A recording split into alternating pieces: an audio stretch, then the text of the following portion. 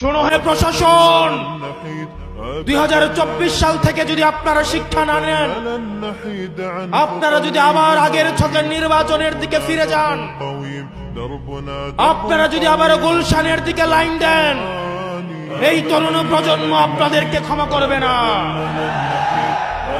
এই তরুণ প্রজন্ম যারা জুলাইয়ে এসে রক্ত দিয়েছিল, এই শাহী খুনি হাসিনাও বলতে বাধ্য হয়েছিল ওদের একটাকে মারলে একটাই যায়, বাকিগুলা রাস্তা থেকে যায় না।